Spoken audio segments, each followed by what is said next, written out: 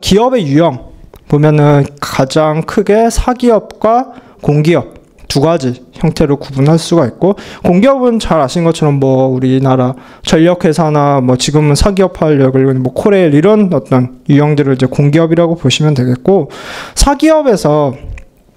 개인기업 같은 경우에는 그냥 말 그대로 한 명의 개인이 독자적으로 자기가 다 투자를 해서 설립을 하고 또 자기가 경영활동도 하고 그에 따른 어떤 책임까지도 개인이 다 지는 그런 어떤 기업 형태를 개인기업이라고 보시면 되겠고요. 그래서 장점이 개인기업 같은 경우에는 자기가 혼자서 투자하고 계획하고 경영하는 거기 때문에 굉장히 빠른 시간 내에 신속하게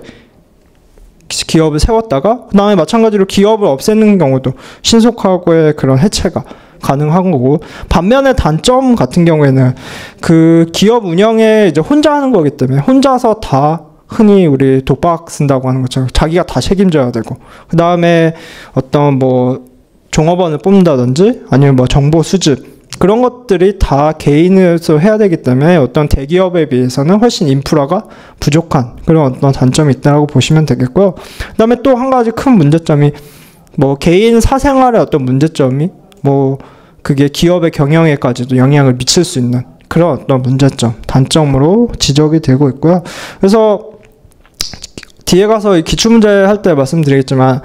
뭐 예를 들어가지고 거기 나온 합자회사, 한명회사, 뭐 유한책임회사, 유한회사, 주식회사 각각의 뭐 특징들로 옳은 것은 뭐 옳지 않은 거 이렇게 고르는 문제가 앞에서 몇 문제 정도 출제가 됐었거든요. 그래서 마찬가지로 뭐 각 기업 유형별로 어떤 특징들이 있고 어떤 게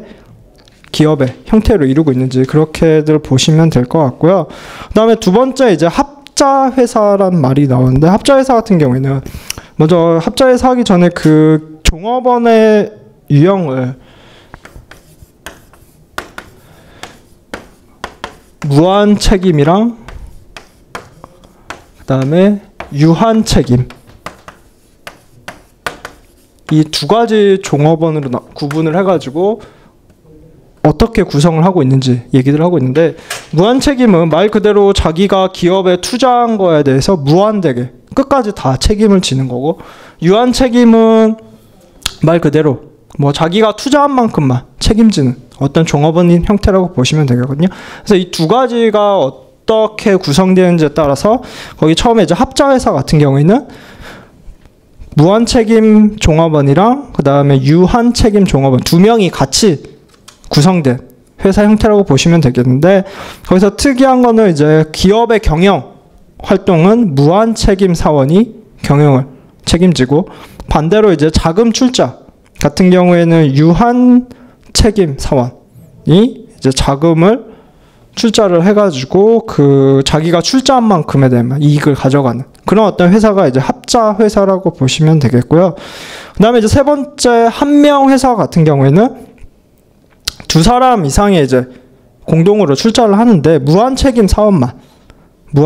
사원만 자금을 이제 출자를 해가지고 경영에 대해서 마찬가지로 무한하게 책임지고 끝까지, 그 다음에 경영과 그 다음에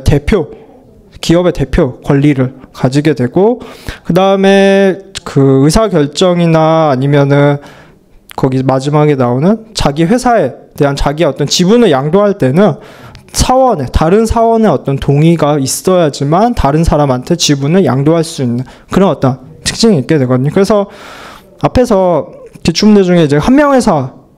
이제 특징으로 옳지 않은 거 해가지고 뭐 지분 양도 시에 사원의 동의가 필요하다 이런 어떤 문제도 나왔었고, 그 다음에 이제 세 번째 보시면은 유한책임 회사라고 해가지고 유한책임 사원으로만 구성된 회사라고 보시면 되겠고, 그래서 출자자가 자기가 출자한 거에 대해서만 이제 책임을 지는 어떤 기업 형태고, 그 다음에 이거 같은 경우에는 벤처 기업에 굉장히 어떤 유리한 형태라고 보시면 되겠는데, 그래서